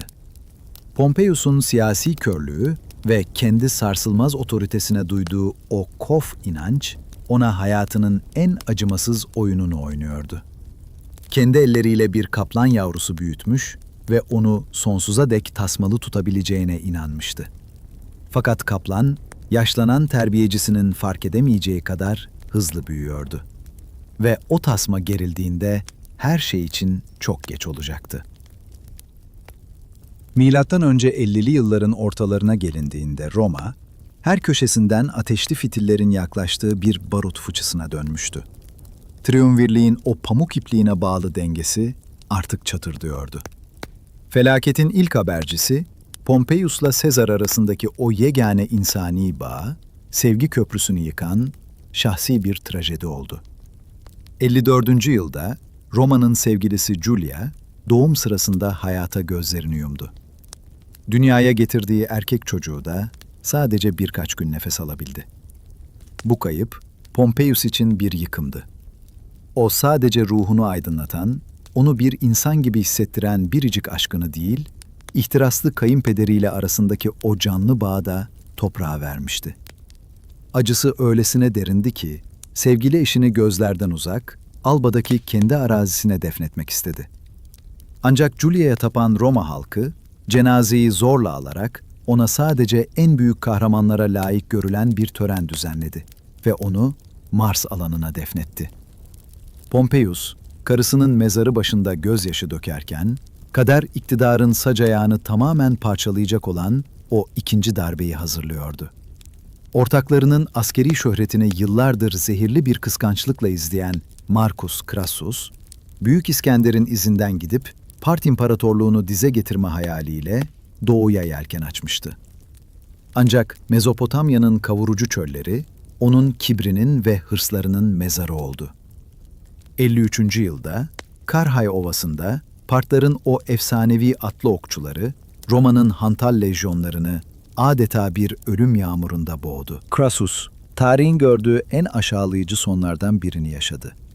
Söylenceye göre düşmanları onun o doymak bilmez açgözlülüğüyle alay etmek için kesik başının boğazından aşağı eritilmiş altın döktüler. Bu ölüm, triumvirliğin de cenaze töreniydi.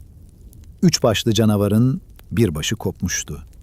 Artık geriye kalan iki figür, Pompeius ve Sezar, koca bir imparatorluğun iki ucundan birbirlerine giderek büyüyen bir şüphe ve nefretle bakıyordu. Atmosfer her geçen gün daha da zehirli bir hal alıyordu. Sezar, Galya'da adeta destanlar yazıyor, elde ettiği zaferler dünyanın dört bir yanında yankılanıyordu. Milyonlarca köle, Roma'ya akan altın dağları ve sokak başlarında okunan o meşhur savaş notları, Sezar'ı yaşayan bir efsaneye dönüştürmüştü.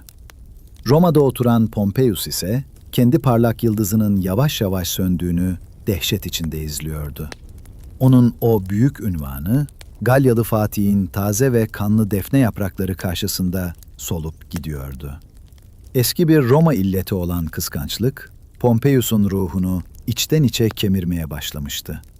Üstelik bir zamanlar ondan nefret eden Senato, şimdi bu yaşlı aslanda Sezar denilen o kuduz kurda karşı tek kurtuluş umudunu görüyordu. Genç Cato'nun başını çektiği aristokratlar, yılan gibi Pompeius'un kulağına fısıldamaya başladılar. Sezar'ın krallık peşinde olduğunu, cumhuriyeti ve bizzat Pompeius'un kendisini yok edeceğini söylediler. İkinci adam olma korkusuyla titreyen o yaşlı komutan, bu zehirli fısıltılara boyun eğdi. Pompeius, hayatının en keskin siyasi dönüşünü yaparak Sezar'la olan o gayri resmi ittifakını kopardı ve ömrü boyunca savaştığı o çürümüş oligarşinin kılıcı haline geldi. Crassus'un oğlunun dulu ve Sezar'ın en yeminli düşmanlarından birinin kızı olan Cornelia ile evlenerek safını açıkça ilan etti. 52. yılda sokaklar anarşiye teslim olduğunda, Senato onu tek başına konsül, yani fiilen bir diktatör ilan etti. Demir yumruğunu masaya vuran Pompeius, forumu askerleriyle doldurdu.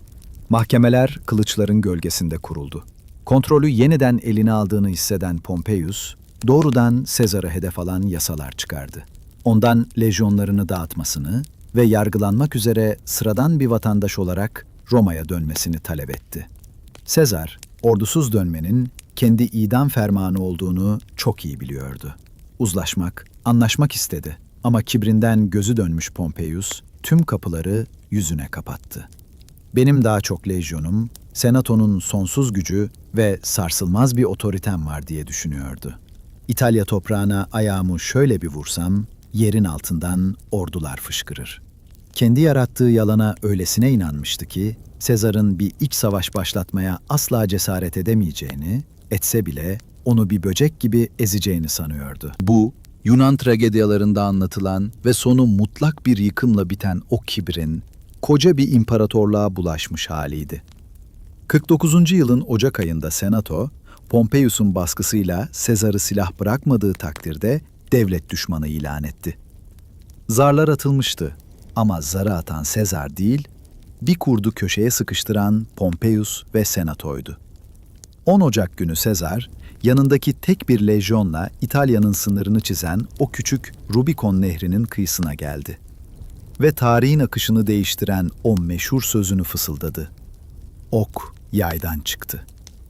Bu geçiş, Roma'da Hannibal günlerinden beri görülmemiş bir dehşet dalgası yarattı. Kimse böyle bir cüreti beklemiyordu ve tam o anda korkunç bir gerçek gün yüzüne çıktı.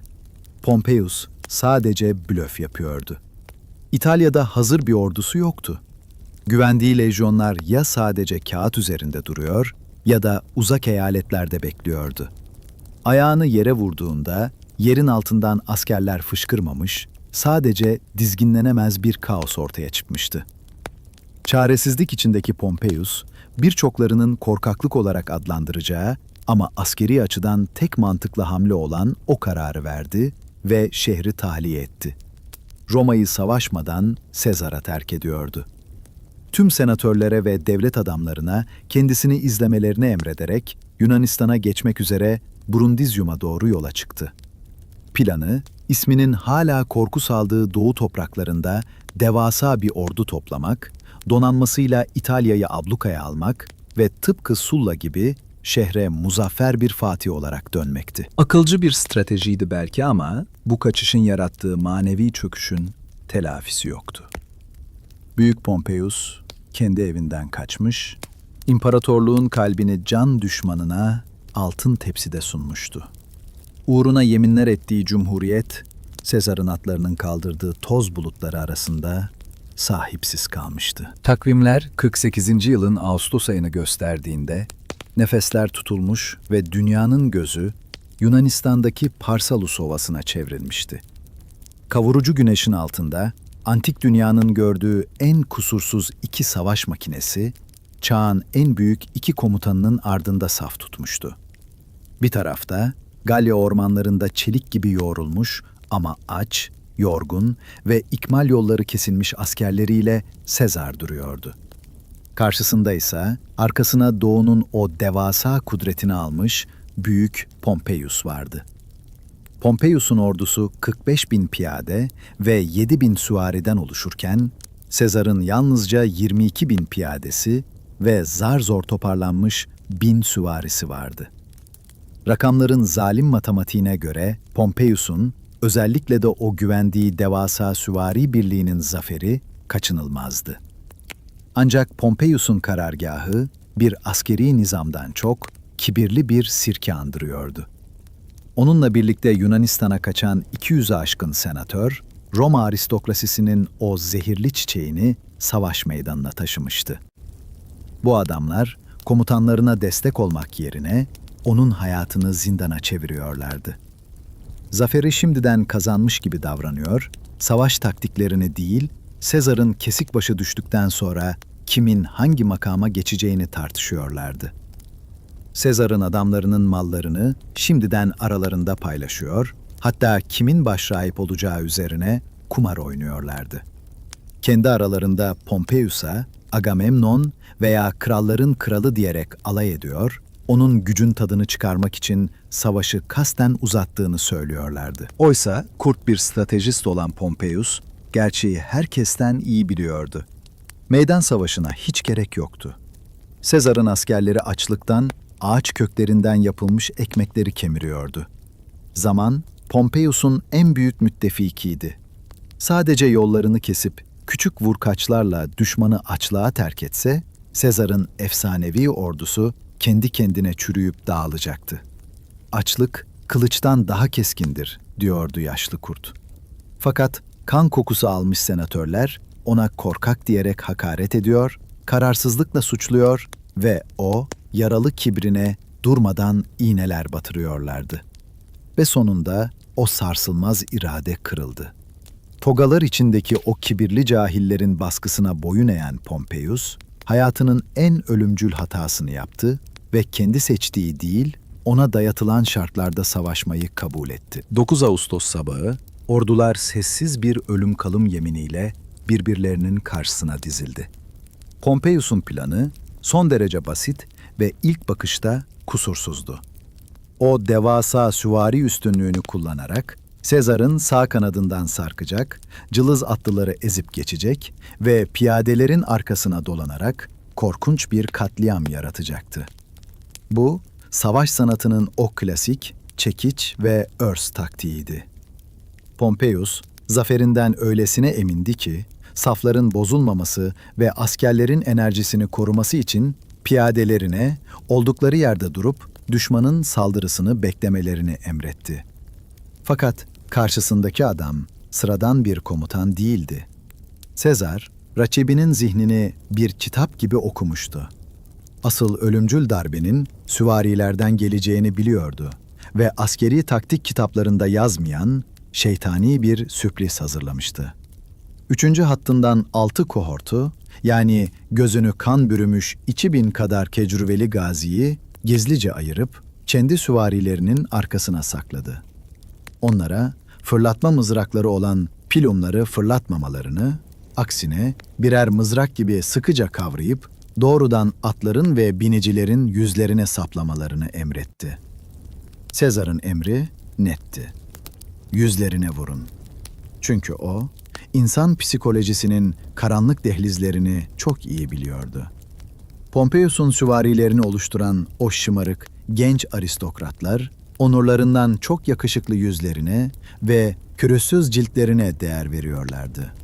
Savaş boruları öttüğünde, Pompeius'un zırhları güneş gibi parlayan süvarileri, bir çığ gibi Sezar'ın kanadına çullandı. Beklendiği gibi Sezar'ın zayıf atlıları geriledi. Zafer sarhoşluğuna kapılan Pompeyanlar, saflarını bozarak vahşi bir takibe giriştiler.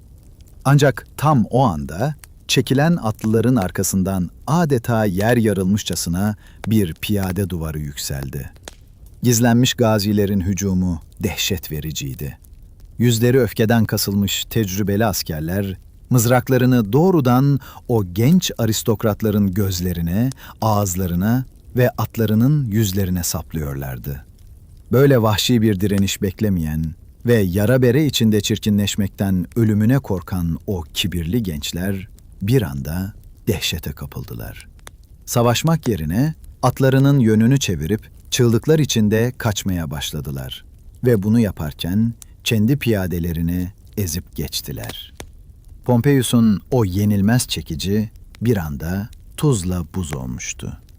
Sol kanadı tamamen savunmasız kalan Pompeius ordusunun üzerine süvarileri dağıtan Sezar'ın kohortları bu kez yandan ve arkadan ölümcül bir darbe indirmek üzere atıldı. Savaş meydanında saflar yarılıp da Pompeius'un ordusu o ölümcül mengenenin içine düştüğünde tarihin akışı da yön değiştiriyordu. Tam 30 yıl boyunca yenilgi yüzü görmemiş o koca çınar, o büyük Pompeius, hayatının en kritik anında bir başkomutan gibi değil, ruhu paramparça olmuş, ihtiyar bir adam gibi davrandı. Süvarilerinin darmadağın olup kaçıştığını gördüğünde ne safları toparlamak için ileri atıldı, ne de askerlerine cesaret vermek için kılıcını çekti. Sadece başını öne eğdi, atının yönünü çevirdi ve sessizce karargahına döndü. Çadırına girdiğinde tek bir kelime dahi etmeden, adeta taşa dönmüş bir halde öylece kala kaldı. Düşman askerlerinin çığlıkları, karargahın toprak siperlerinde yankılanmaya başladığında, dudaklarından sadece şu acı sözler döküldü. Demek karargaha kadar girdiler. Üzerindeki o şanlı başkomutanlık zırhını söküp attı. Sıradan bir pelerin giydi ve ordusunu ölüme terk ederek arka kapıdan kaçıp gitti. Farsalus sadece askeri bir yenilgi değil, efsanevi bir ismin psikolojik intiharıydı. Hayatı boyunca yenilmez bir kahraman imajı inşa eden o koca adam, karar anında içinin ne kadar boş olduğunu tüm dünyaya göstermişti.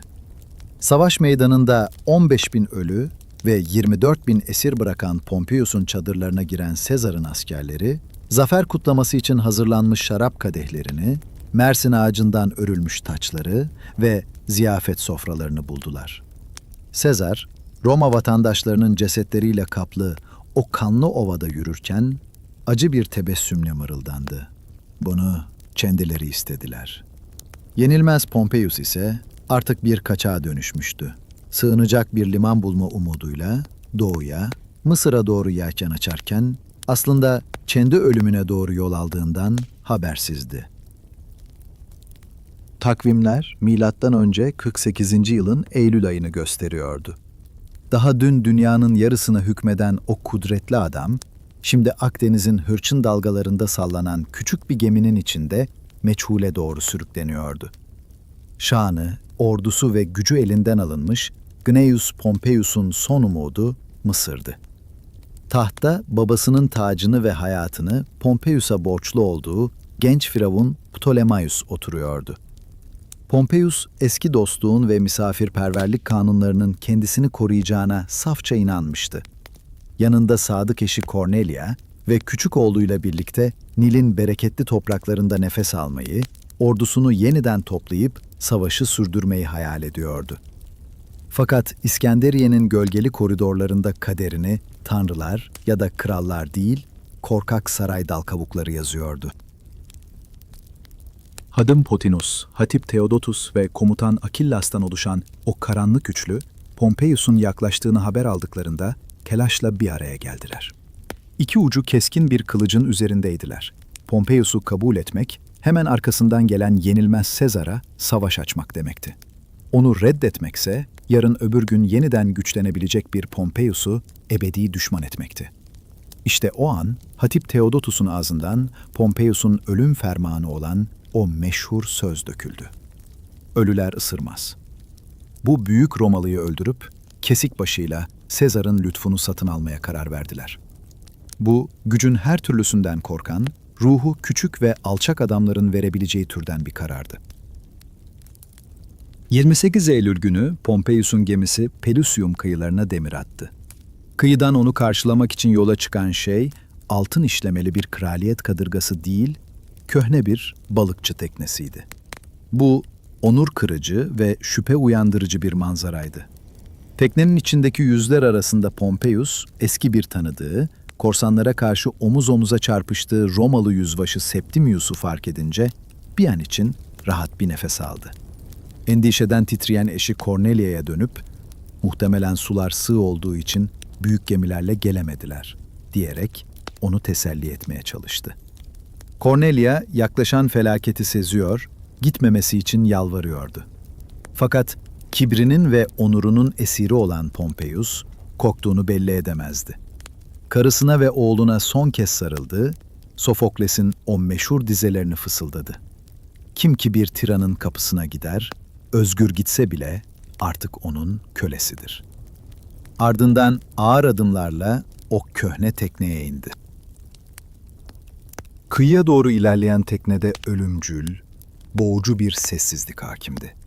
Pompeius, buz gibi havayı dağıtmak için Septimius'a dönüp, "Yanılmıyorsam seninle eski silah arkadaşıyız değil mi?" diye sordu.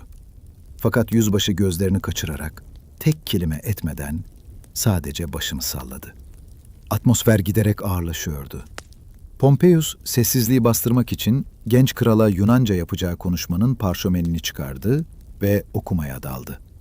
Uzaklarda, geminin güvertesinde Cornelia nefesini tutmuş kocasını izliyordu. Tekne kumlu sahile vurdu.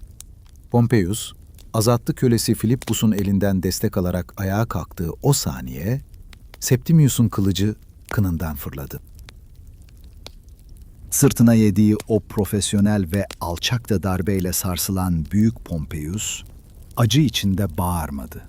Sadece bir Romalıya yakışır şekilde onuruyla ölmek için togasını yüzüne çekti.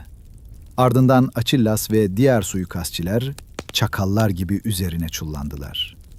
Cornelia'nın gemiden kopan o yürek parçalayıcı çığlığı dalgaların sesini bile bastırmıştı. Her şeyin bittiğini anlayan mürettebat, dehşet içinde demir alıp açık denizlere kaçarken, efendilerinin bedenini o kanlı kumsalda hainlerin insafına bıraktılar. Dünyaya hükmeden o büyük komutanın mermerlere kazınan o asil yüzlü kesik başı Mısır kumlarına düştü. Çırılçıplak soyulan bedeni ise bir sokak köpeği gibi denizin kıyısına fırlatıldı. Yanında sadece sadık kölesi Philippus kalmıştı. O vefalı adam, efendisinin kanlı bedenini yıkadı ve kıyıya vuran eski bir balıkçı teknesinin tahtalarından derme çatma bir cenaze ateşi yaktı. 3 kez zafer taklarının altından geçen Roma'nın yeni İskender'i, yabancı bir kumsalda, yapayalnız bir alevin içinde kül olup gökyüzüne karıştı. Birkaç gün sonra Sezar Mısır'a ayak bastığında, saray dal kavukları ona o korkunç hediyeyi, Pompeius'un kesik başını ve mühür yüzüğünü gururla sundular. Altın ve övgü bekliyorlardı. Fakat Sezar'ın tepkisi kanlarını dondurdu. Dünyanın en büyük komutanı o kanlı manzaradan iğrenerek yüzünü çevirdi. Bir zamanlar dostu, müttefiki ve damadı olan o büyük adamın yüzüğünü gördüğünde Sezar'ın gözlerinden yaşlar boşaldı. Bu gözyaşları bir insana duyulan acıma mıydı, hainlere duyulan öfke miydi, yoksa tarihin bu trajik cilvesine yakılmış bir ağıt mıydı? Bunu asla bilemeyeceğiz. Bildiğimiz tek şey, Sezar'ın bu alçakça hizmeti reddettiği ve Pompeius'un katillerini derhal idam ettirdiğidir. O kesik baş, en yüksek Roma onurlarıyla yakıldı ve külleri gözü yaşlı eşi Cornelia'ya gönderildi. Pompeius'un o ıssız Mısır kumsalındaki ölümü aslında Roma Cumhuriyeti'nin son nefesiydi. Geleneklerin, yasaların ve senatonun o devasa otoritesi onun cansız bedeniyle birlikte o kumsalda toprağa karıştı. Hayatı boyunca eşitler arasında birinci olmak isteyen adam, çöküşe mahkum bir sistemin son savunucusu olmuştu. Onun en büyük trajedisi, gücü arzulaması ama tiran olmaktan korkmasıydı. Şanı istiyor ama halkın fısıltılarına esir düşüyordu. Bir cumhuriyet için fazla büyük, bir imparatorluk kurmak içinse fazla merhametliydi. Onun gidişi, kılıçların yasalardan daha keskin olduğu yeni bir çağın, Sezarların çağının kapılarını ardına kadar açtı. Ve o yeni dünyada Gnaeus Pompeius Magnus gibi karmaşık, onurlu ve çelişkilerle dolu ruhlara artık yer yoktu. Asterisk, asterisk, asterisk. Tarihin tozlu sayfaları arasında yankılanan bu büyük çöküş hikayesinin, bu epik destanın sonuna geldik. Cumhuriyetin yıkılışına ve devlerin düşüşüne şahitlik ettiğimiz bu yolculukta bana eşlik ettiğiniz için teşekkür ederim. Eğer bu tarz derin tarihi anlatıları dinlemek ruhunuzda bir kıvılcım yakıyorsa, kanala abone olarak bu destansı ailenin bir parçası olabilirsiniz. Gelecekte hangi komutanların, hangi unutulmuş savaşların veya kudretli imparatorlukların hikayesini dinlemek istersiniz? Lütfen düşüncelerinizi yorumlarda benimle paylaşın. Bıraktığınız her bir yorumu tek tek, büyük bir keyifle okuduğumu bilmenizi isterim. Çünkü tarihi sizlerle birlikte hissetmek ve konuşmak, bu kanala asıl ruhunu veren şeydir. Yeni bir destanda, tarihin başka bir kırılma noktasında yeniden görüşmek üzere. Şimdilik hoşça kalın, tarihle kalın.